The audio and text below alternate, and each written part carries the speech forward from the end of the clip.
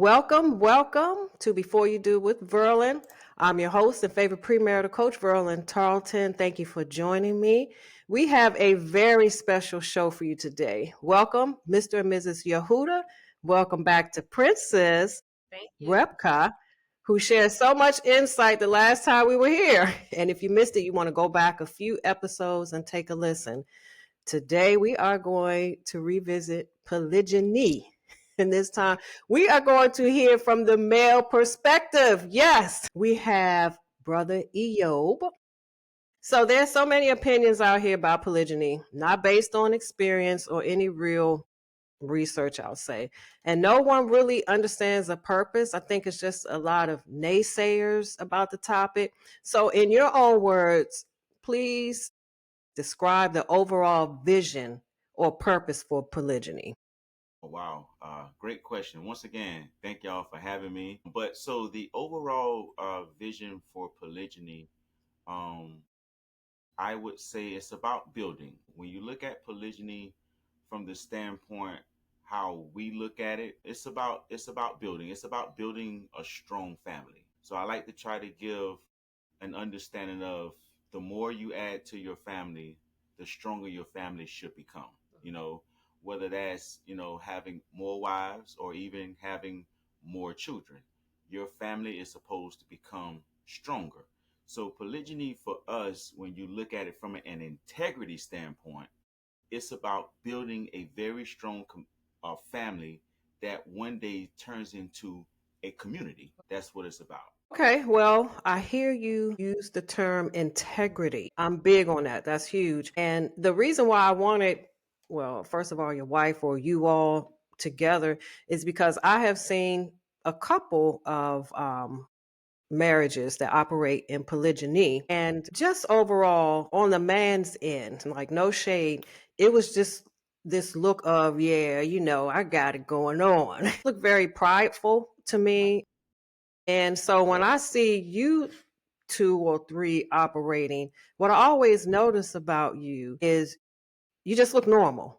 You just look like a regular man doing his thing, like living life. It's not a sign of, yeah, I got two of them. You know Right. what I mean? And Right. that's why I was like, I hope that one day I can talk to them about this because it was kind of off putting when I saw other brothers just look really prideful. And it was like a sign of immaturity. But when I see the three of you all, it's like you're just moving like, hey, we're just doing what we do.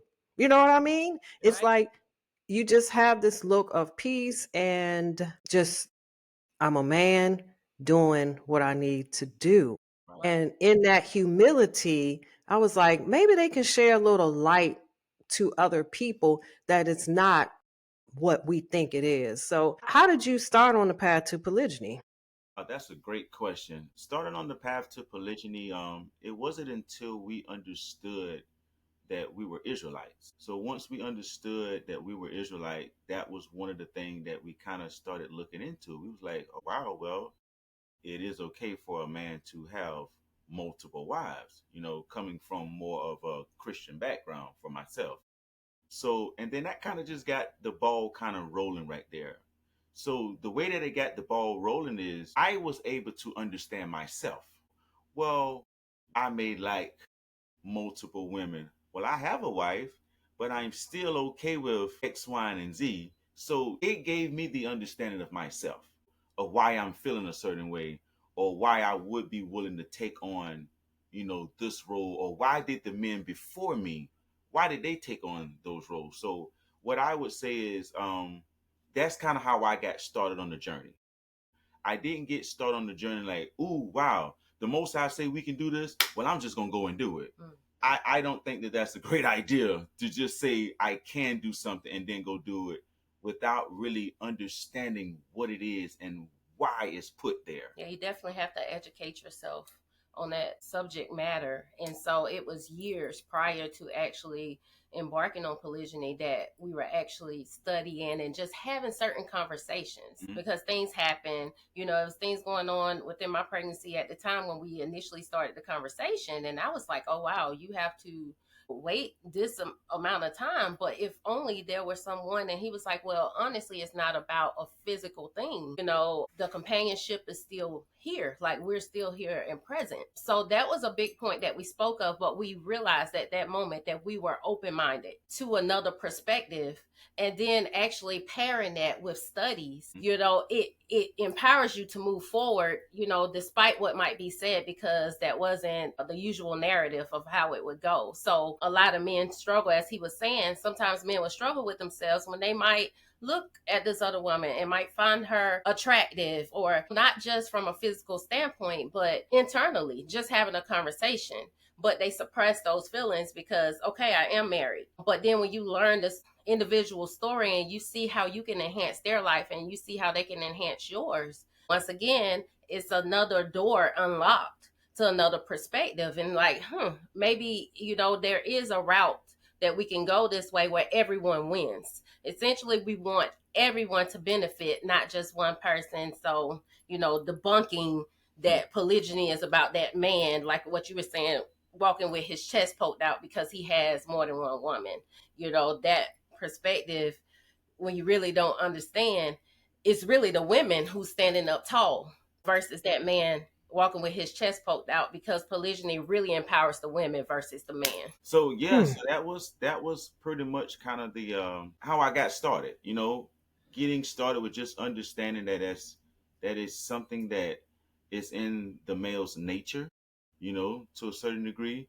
But once again, you're gonna hear this word a lot today, but from a level of integrity. As we get on down into questions, I'm gonna really bring that out so we can really get a full understanding of how this thing really works. But that's kind of the journey right there.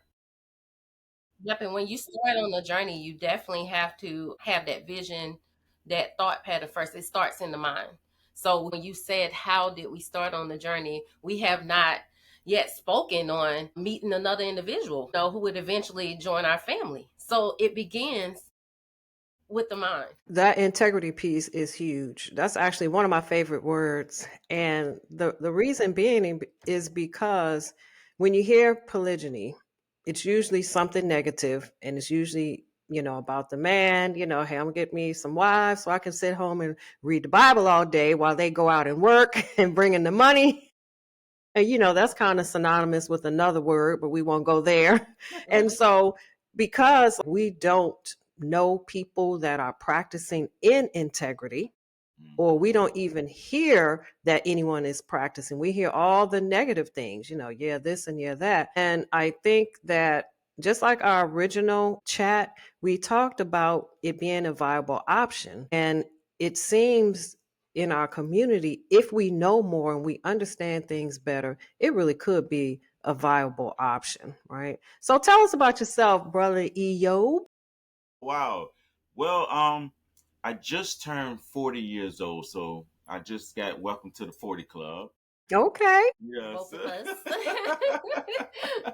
us. So yeah, so I'm a country boy. I'm from the country, born and raised in Sumter, South Carolina. Graduated in '03, so I'm still young, still out here, moving around a little bit. Entrepreneur for 20 years. I've been an entrepreneur. So yeah, so it's not much about me, you know what I'm saying? But I love to research. I took myself back to what I would say a baby stage, where a baby or a child asks a lot of questions, So not wanting to just move off of what I like to call the programming. Well, let me ask why this, versus just going off of what someone has always told me. So, right. But yeah, that's pretty much me. Pretty laid back, simple, enjoy life, try to make it as simple as it can possibly be, because I think life is simple. I think we complicated it at times. So I'm a very laid back, love to have fun, love to get out and enjoy a thing. I'm a big, huge family person. Love family, more of a homebody, but trying to get out a little bit more. So yeah, that's me. That's me. It's not much. You have to ask questions for me to kind of get more into it. I get it. I get it. Just for the record, you said you just entered into the 40 club. My daughter will be 40 in January. Wow. Wow. Well, I gotta say you look really good. Yeah. Thank you. Thank you. Thank you. All righty. Now that I feel really old, Come on now. I just want to say this too. My husband is from the country. Yay, shout out to the country, the folks, Mhm. the men's that's Yeah. from the country that's doing what they need to do, taking care of the families and representing. Because I'm from Washington, D.C., I'm a city girl. So we're Okay. total Okay. opposites. Yeah. Okay. All right, brother Eyo, I want to Okay. say Jacob, right? I want to pronounce the J, Right. Eyo, right? And your lovely wife. If there are women who are listening and saying, you know what, someone wanted me to do this before, what are the requirements, in your opinion, that a man needs to meet before he even starts thinking about practicing polygyny? Wow. Great question. You would like for me to go first, right? Yeah, Oh. I know you ready. You ready. Man, listen. So if a man is already married and he's looking to add to his family, the first thing that I would say, even before he got married, I would have said that he must be able to conquer himself, because a lot of times men look at polygyny for only sexual purposes. Most men think from the waist down, not the waist up. So, as men of integrity, we must be able to conquer our sexual desires, right? And then he needs to be able to sit down and have a vision and a plan for his family, talking to his wife, why he wants to add to his family. And his children as well. And his children as Yeah, well. they The whole should family. never be excluded. Right, the whole family. The biggest thing is you need a vision and a plan. Most people don't go into building a business without some type of vision and plan of what we're trying to accomplish. Therefore, we need goals. What goals are we trying to set? Or are we just doing this just because we can, you know? So he must have, I would say, he needs to have vision, goals, plan, and those things need to be implemented. And the wife needs to be in those vision and plan and the children before he's now ready to go to the next step in the short version. Financially stable. Well, that's part of that that's a vision. given. Yeah. Financially stable.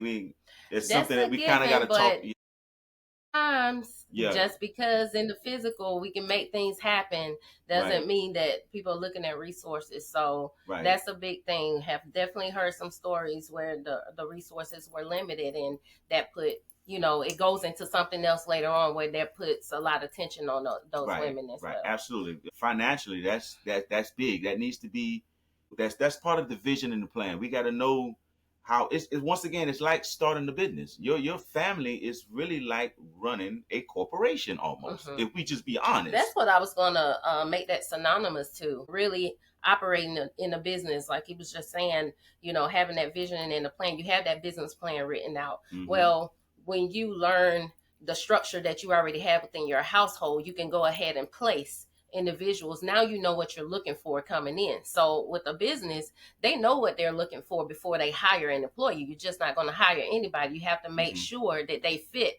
that piece of the puzzle that you're trying to wedge together, you know, not force, but right. it fits right in place.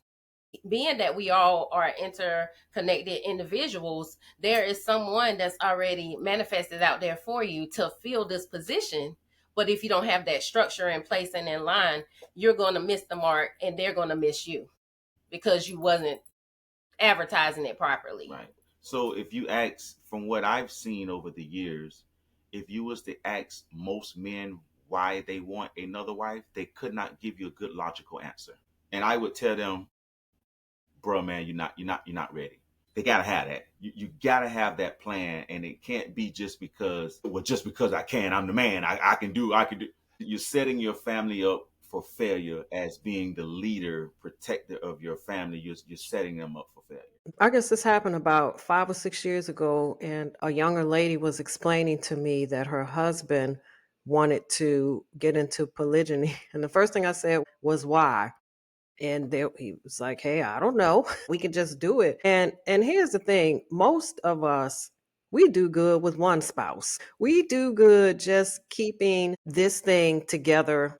And so it's an emotional piece, I would think, in terms of maturity and connecting with, like, get the thing you got right now stable before you Right. start bringing someone else into another position. I like the way you all use the corporation, because it's very true. And it's just like in school, we don't learn two things: how to run our own business, and we don't learn about relationships. And they're so interconnected, right? And what you said, this is our family vision, which how many of us have that? When I got married, I didn't have a vision.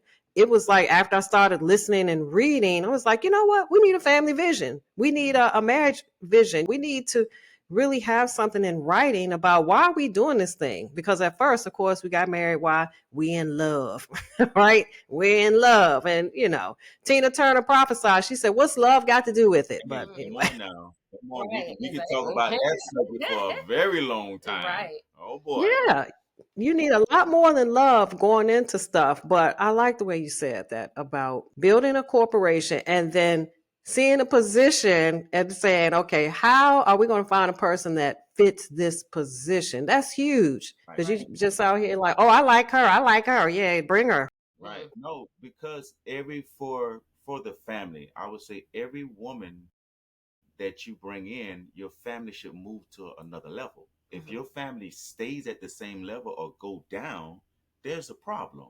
We probably didn't look at this the right way.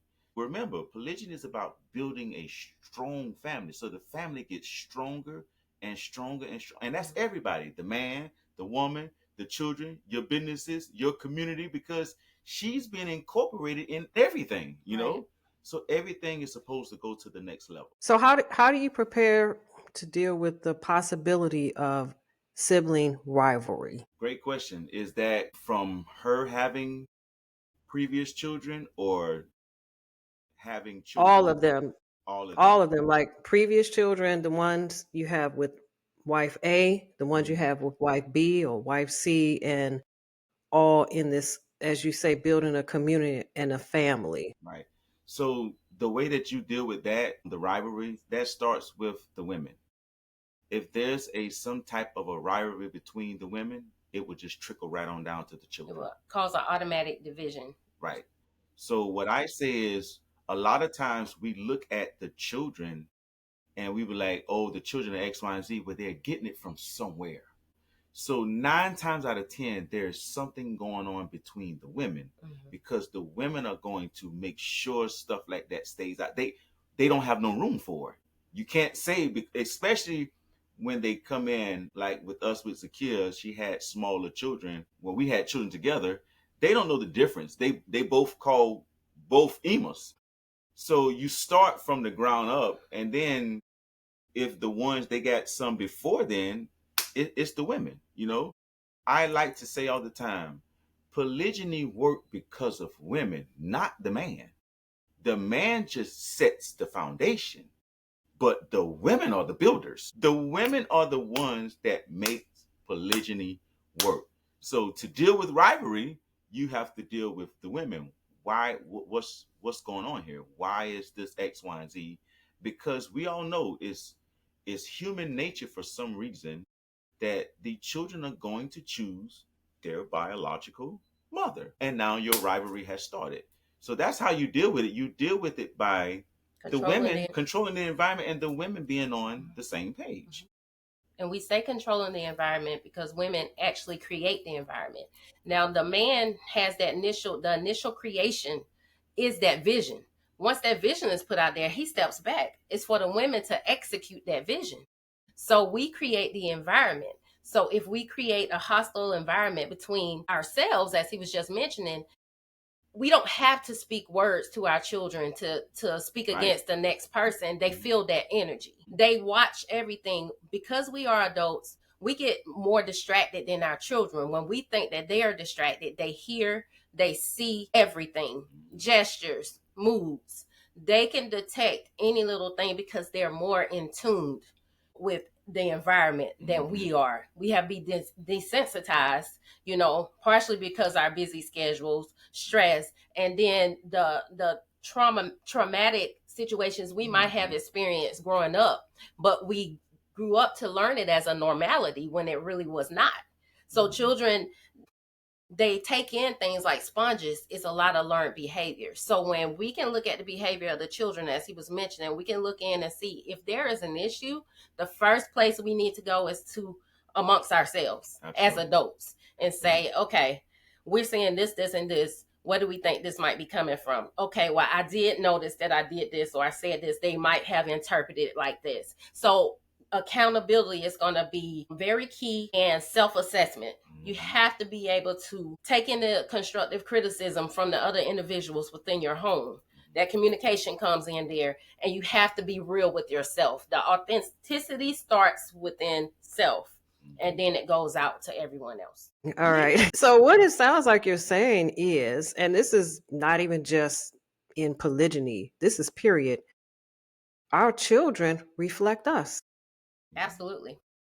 Our children are a reflection of us. Curses that's spoken of, they are actually manifested somewhere within that family structure, and it's passed along because no one is willing to self-correct and change the trajectory. It's mostly like, I'm just like this, or we was always raised like this, or we always did this. There's always room for improvement. If at any point in anyone's life or marriage or whatever the case may be, they're not progressing to another level with mindset growth, with how you deal with one another, there's a problem. Well, here's the thing, and I think this is where the disconnect is, because we are raised and taught how to think, right? And we are taught to obey. And I'm not saying that's a bad thing. Obviously, you want your children to have a level of obedience, especially for us for now out in these streets. But we don't know how to be interested in anything other than what we've been told. Mm-hmm. I used to tell my children, because I homeschooled them, that I want you to be lifelong learners. I want you to always want to learn and never feel that this is what I learned.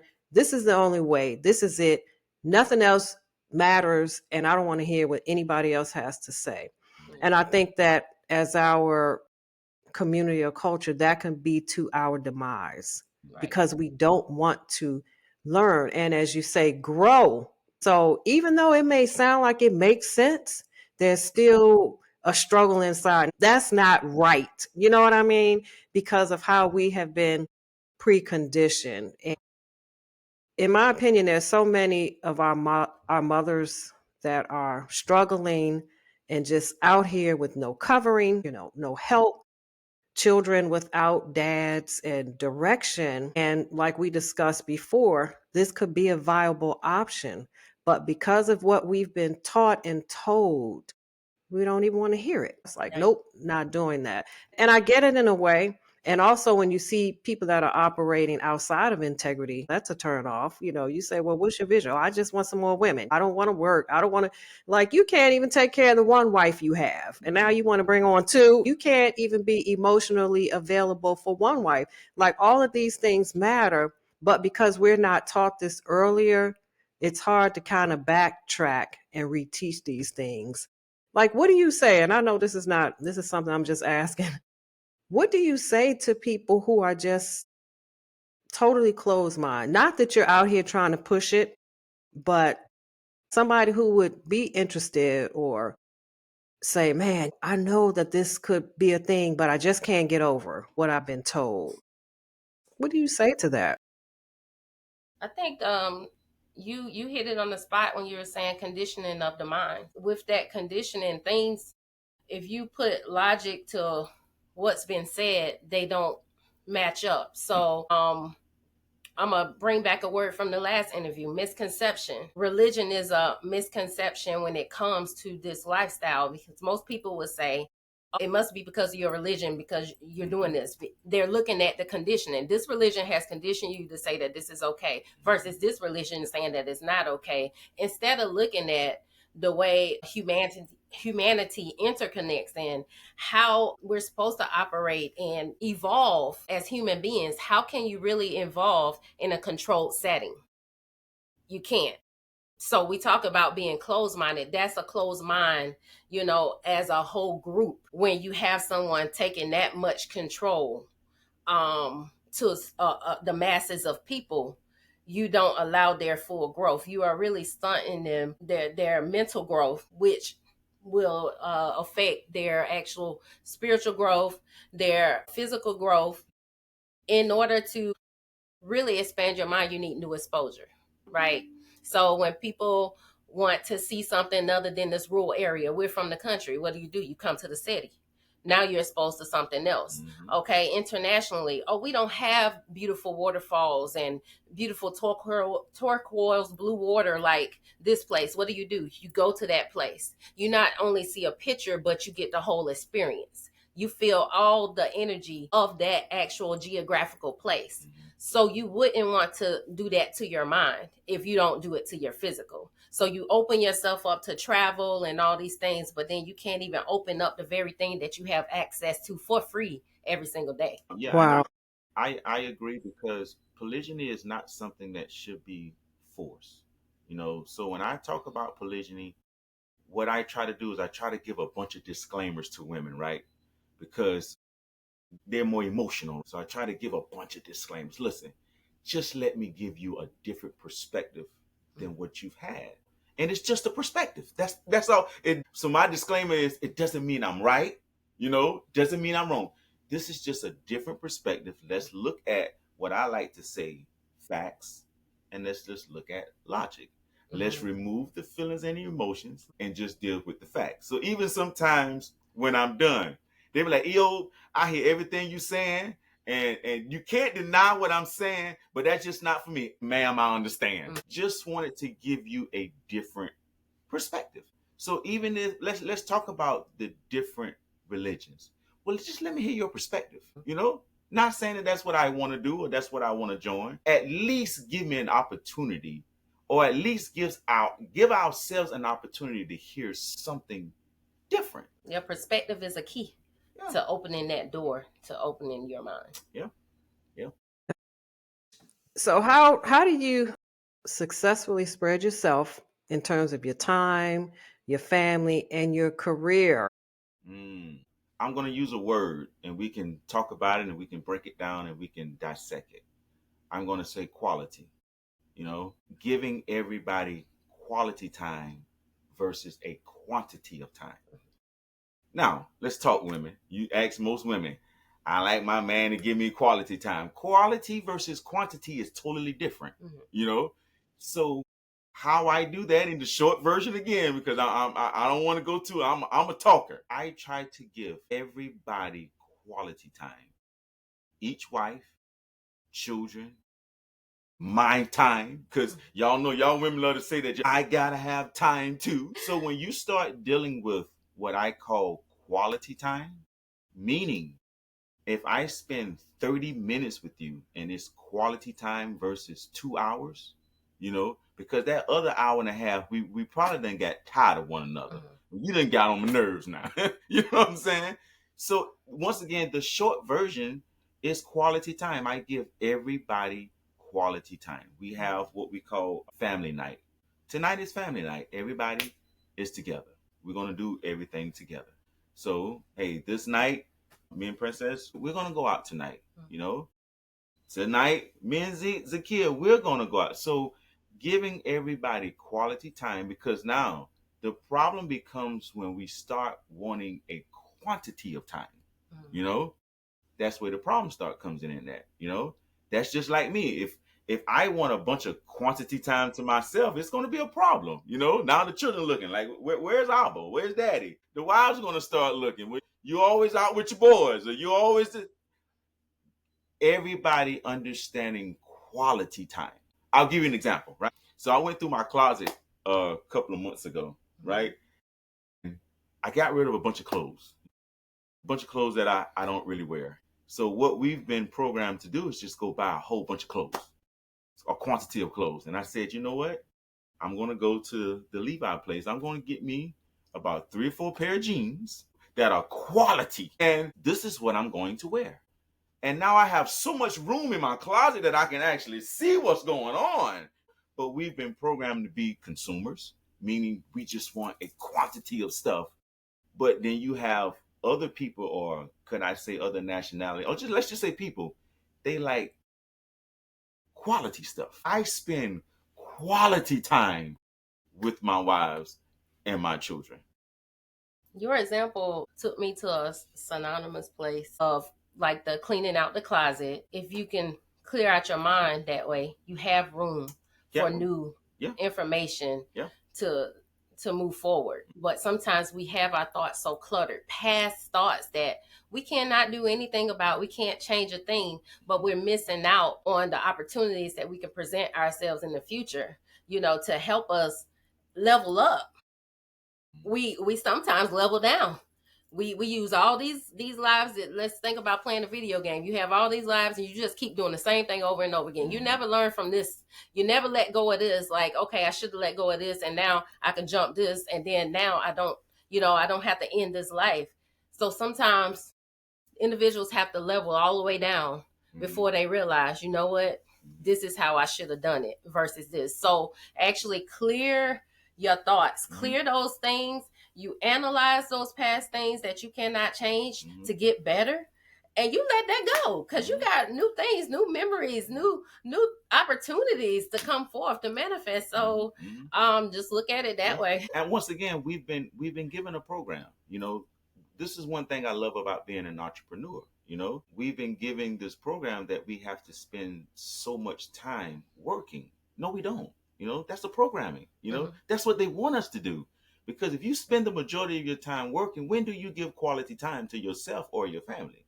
So you have to put yourself in a position. Once again, this is where polygyny comes into play. It allows everybody now to have quality time. Your family is bigger. Your family is stronger. Now we can delegate this here. That's where that structure, that corporation, that structure comes into play. It's going to actually manage that time properly. Absolutely. It gives you more quality time. So let me give you the definition of, so sometimes we say words and we're not really defining them. This is quality right here. You have my undivided attention. The job can't call me, the this, the that, because if we go on vacation, then you can call me, but there's nothing I can do now. You have my undivided attention. I look at it this way too.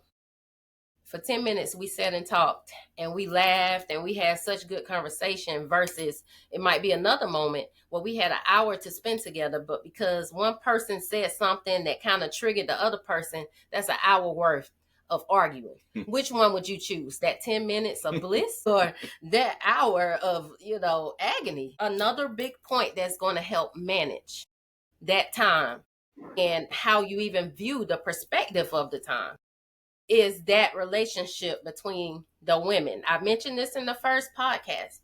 When the women have a tight bond, that quality time is going to happen all the time, whether it's with him or whether it's with one another or whether it's with everyone collectively. Even with the children. Once again, we don't want to exclude the children. Sometimes that quality time is going to come, it might not be directly towards me, but it's towards the child that I birthed.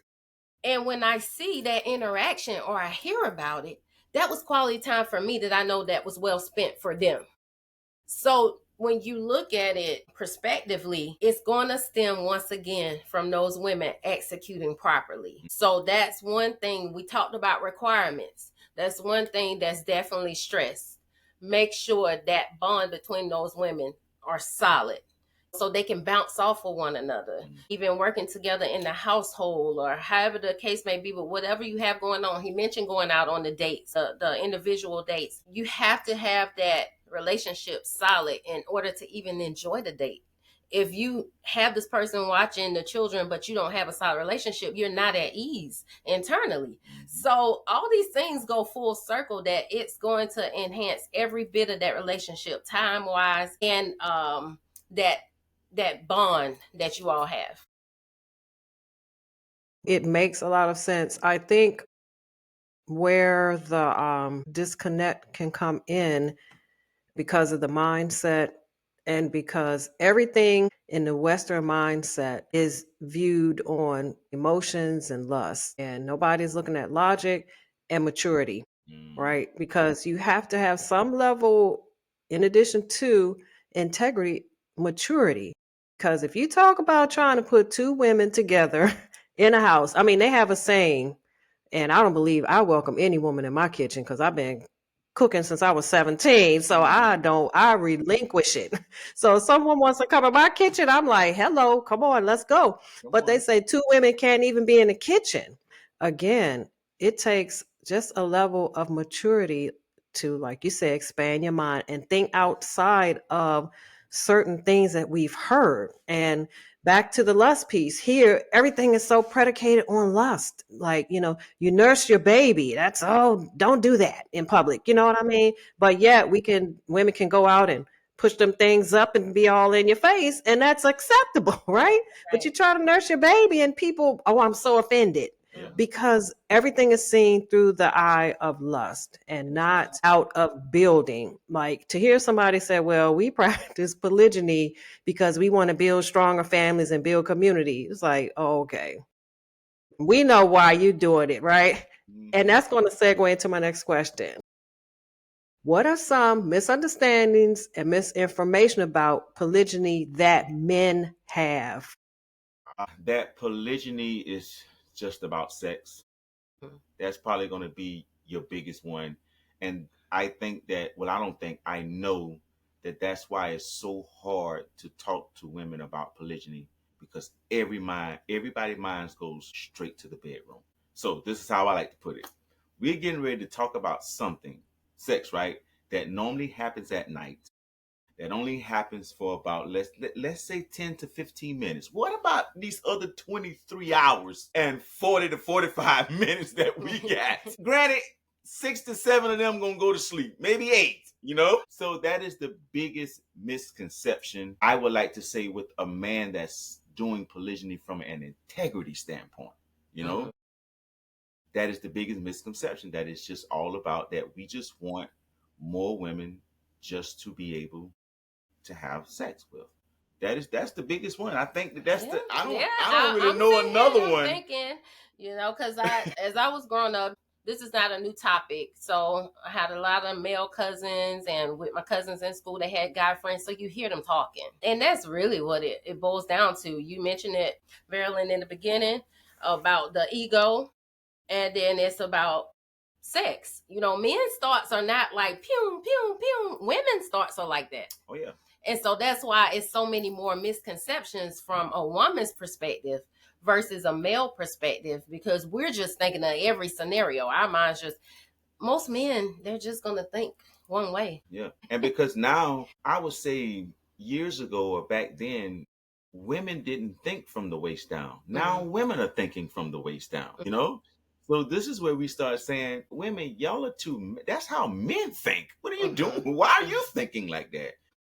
You should be looking at, how can someone, or if this is the route that we're taking, how can we now get in here and make, I would say, our lives easier and better, versus, she gonna be sleeping with my man. That's just what everybody thinks about.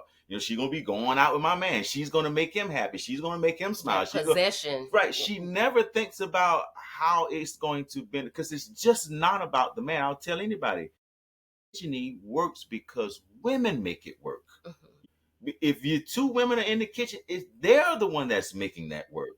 It's the women being mature enough, coming together, saying, this is the vision and the plan, and we're going to make it work. So the biggest misconception from a man of integrity is that we just want to accumulate a bunch of women so we can have a different car to drive every so often. A word that's gonna come back up, just what you were saying and what we're speaking of with that male perspective is conditioning.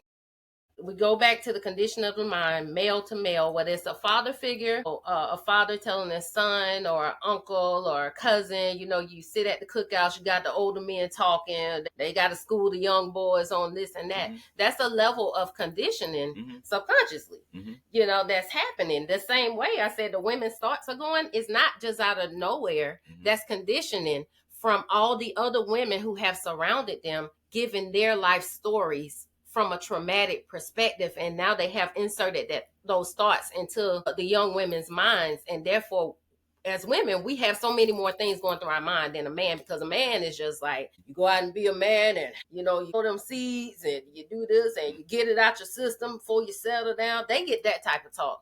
We get, girl, you better not, like you said, you better not let no woman cook for your man. You better not let no woman in your kitchen. Two women can't live together. They can't even get along together in one conversation. Things of that nature. The women are conditioned in those ways. Right. Absolutely. Men are conditioned even the more. Don't get me wrong, you have what you call male psychology, just how men are from a natural standpoint. But men are conditioned even the more to just see women as objects. And until you can really understand, I'm gonna say, the feminine energy, you're missing out. Men are missing out on women because they don't understand the power and what women really are to a man. Everything that men do, 99.9% of the time, it's because of a woman. We're doing it because of you. So therefore, women have a level of power that they don't know that they have. Right. And they just give it away, giving it to the wrong group of men. I have this 80-20 rule. 80% of the men, I tell women, don't settle. But then there's that 20%, and this is why I push polygyny to a certain degree. The 20% of men that really understands the feminine energy, that's who the women should be running towards, not the 80%. They don't understand. So I just know that that's a reason why I push polygyny, and it helps women to get that higher standard of man. But to get back to the question, that's the biggest misconception from a man of integrity, that it's just all about sex. Right. You talk about building community and building family. Like, that's a part of it. Let me tell you, if I never had to go in the kitchen again except to eat, I'd be good with that. You got your time in, you put it in. Oh my goodness, you two are such a delight. Okay, so do you have any challenges as a husband? And if so, how do you overcome them in terms of polygyny Why are specifically? you looking at me like that? Uh-oh, wait a minute. Maybe I better take that back. No, I'm ready for this enlightenment. I'm taking it all in. No, to be honest, there are challenges. Men, once again, I'm gonna keep using this word. Men of integrity, we embrace challenges. So everything is about perspective. When you go to the gym, you're challenging yourself. Why? Because you want stronger muscles. So there are challenges. Sometimes the cart goes off of the track. So as a challenge, as a man, he must be able to manage and put everything back together. Because for every so often, it's gonna fall off the track. Derail. It's gonna derail. So as a man, you must be a very good manager in managing your home, whether it's the wives, whether it's the children. And I always say, whether it's yourself, you derail sometimes. So a lot of times as men, we love to put and place the blame on everybody. No, no, no, no, no, no, no, no, no. I always start with self. If I walk into my home and my home is a certain type of way, I first say, what did I do? Did I say something? Did I say something wrong? Did I do something wrong? Right. What happened right here? That's important.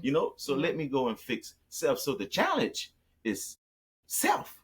I tell anybody this. The easiest and the hardest person to fix is yourself. So the challenge is, once you get yourself right, now you're able to go and look at other situations of what may be going on. You can go in with a clear mind. You're going to be more logical. You're not going to be emotional about it. So the biggest challenge is, yes, you're going to have, you're going to have those moments. I tell people, no, don't. We have moments in monogamy, but then people think polygyny, you never supposed to have a moment. Right. It's just always supposed to be. It's more magnified. It's the bigger your business get, the bigger your corporation get, you're gonna have more challenges. You're gonna have more challenges. You're gonna have more issues. The bigger the machine gets, you got to add more parts. So those parts, they begin to fail. So we all know it is way cheaper to maintain something than to have to go and buy it all over again.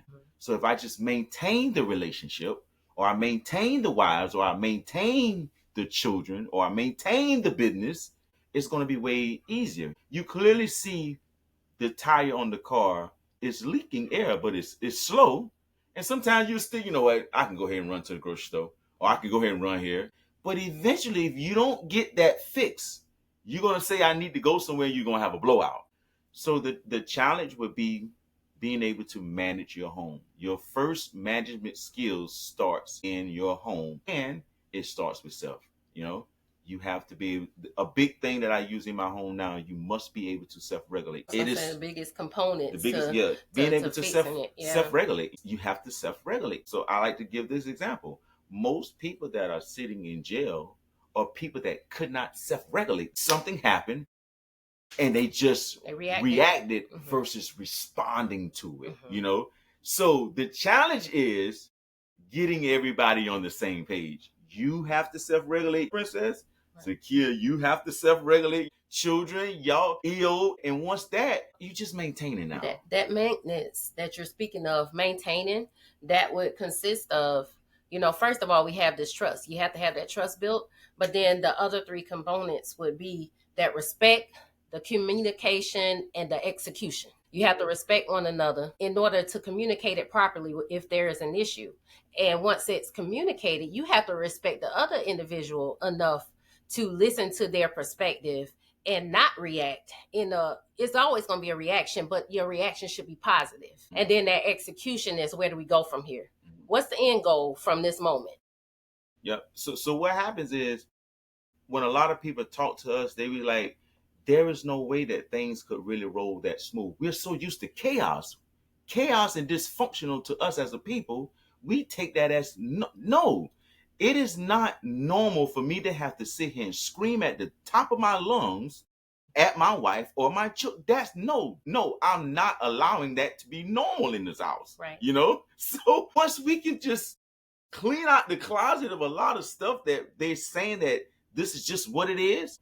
Like growing up, men will always tell me marriage ain't everything. You know, you're gonna have, you know what? My next question was, well, why? If we are mature enough, if there's a problem, you're telling me that I can't just sit down and have a regular conversation and fix it? Most people look at that as taboo almost.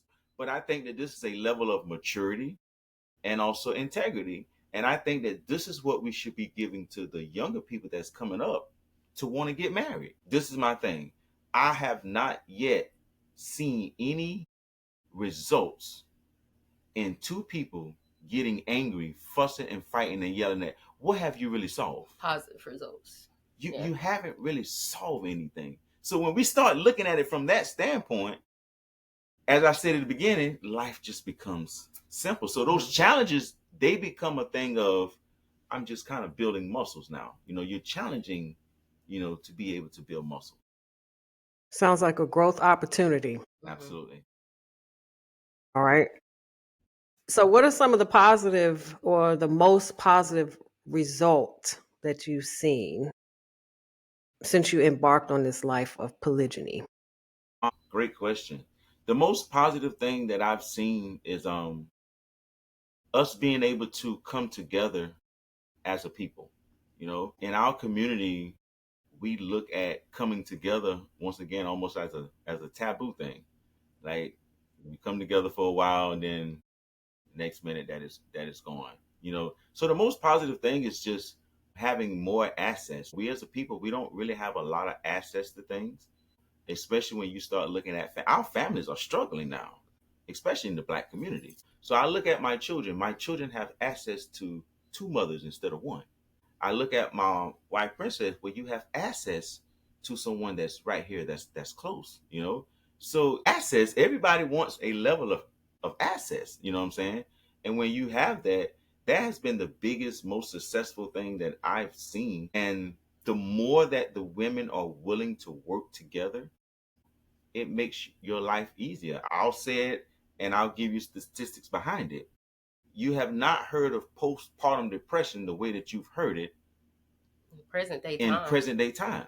And I think it's because women try to take on too much themselves. And now we live in a world that pushes individualism. You know, it pushes that.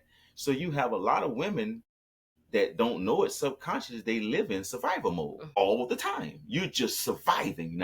Every 30 days, you pretty much go to work just to give a big portion of your money back to the people or the system that wants to keep you in that cycle. So the success comes in a level of unity. We have to unify to try to get where we're going. That answer ties into my thought pattern on positive results of us embarking on polygyny.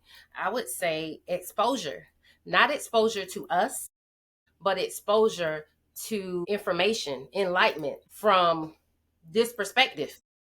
Everyone has their own journey, and everyone's journey matters, because our journeys are to be a huge vision or a looking glass for someone else to pattern. So being models, if we didn't embark on this journey the way we had, who would be speaking with us right now? So it's not about being known as individuals, but it's like collectively, like he was saying, unity. Yeah. Collectively, what are we spreading into the atmosphere? What are we putting into the environment? Because we want to empower not just ourselves, but everyone. We're a part of you. You are a part of us. And to see ourselves in an individualized state is a big mistake. We're not going to grow that way. So we talked about a lot about that growth mindset. That growth comes through these other individuals. So if I didn't get information from someone else and then pass it on, pay it forward to the next person, where are we going? We don't want to stay in the same cycle. There's a lot of trajectories that can just, fire off in different directions successfully. Absolutely. So if you were to write a book, what would your title be? Hey, I've always said this at the beginning when I got into polygyny. So the name of my book would be Polygyny is Easy. Okay. And that's easy to remember. Polygyny is easy. We complicate it, and you complicate it by putting your feelings and your emotions in it without looking at logic. So you hear on the internet now that men are just calling women delusional. And I asked my wives one day, I say, have y'all ever looked up the word delusional? We using words and not really look. It basically is meaning that I'm giving you a level of logic and facts, and you are willing to hold on to your thought pattern that has no logic or facts behind it. So if I was to write a book, I would say polygyny it's easy. I know that we've looked at it from a standpoint, and it has ruined a lot of homes. It has put women at odds with one another. But I really do know, if you was to really sit down with me and let's actually go through it level by level from an integrity standpoint, this is way too easy. This is like 1+1. We get 2. Like if Princess is $100 and Zakia is $100, man, we got $200. I mean, that's math 1-on-1 right there. Meaning, we can do more with $200 than we could have done with $100. Right. Yeah. It doesn't devalue Princess. She's still worth $100. So what happens is the women feel as though that they're being devalued. You only feel that way a lot of times because the man doesn't know how to give you the vision and the plan. You still worth $100. Yeah. We're just gonna add another 100. Now we can do more. We can buy more. Your value has actually increased. Your value has actually increased now to a certain degree. So all of that would be in my book. Polygyny is Easy. It's a series. It's a series of books. So because this topic can branch off into so many other subtopics that it couldn't just be just one book. To be able to really get in and grind in that meat of each thing that we have kind of spoken over. We're talking on very surface level right now with what we could really get into to really show why choosing, if you decide to choose this lifestyle, is that it's an option. It is an option, but it's very beneficial. Well, just remember me when you write that book. Right. Yes. Remember me. I'll be the first one to buy it. I'll support you 100%. Likewise. Thank you. Wow. Let me tell you, you both have been absolutely a joy. And I appreciate your time. And you have like you said, really just scratch the surface. Yes. We could sit here probably for a couple of weeks and and really delve into this, but my goal is just to get the conversation started. We're not here to push anything, but just to consider, to think about something different. And what I appreciate is you coming on Right. Right. and being vulnerable and having this honest discussion, because it's not like I can talk about it, right? Mhm. I can't say, I can only say what I've seen, but because I haven't experienced it, I can just give opinion. Right. Right. And people need more than opinion. They need somebody who's doing it, who's That's being right. successful and can tell you real facts. And so it's not a small thing. I appreciate your time. I appreciate your insight. Again, I appreciate your transparency. I appreciate that. And so thank you so much for being here. If someone wants to contact you to connect or whatever, how should they do so? And I'm going to put this in the description, but you can just put it out there. Okay. Facebook. Yep. Facebook, Instagram. I'm Princess Rebkah Yahudah on Facebook. So it's Princess Rebkah Rebkah Yahudah with an A, Yahudah. And I'm Instagram. I'm at EOHOI. So that's IYYOB and then HOI. And then also same thing as far as Facebook. Okay. Yep. Good stuff. This has been amazing. Thank you, everyone in the audience, for being here today. Thank you for listening. Please share, Yes. subscribe, leave your comment. If you have a question, make sure you put in the comments. Hey. Yes. And feel free to visit my website at verlyntarlton.com. That's VerlynTarlton.com. Until next week, may you experience extraordinary love. Mm. Bye for now.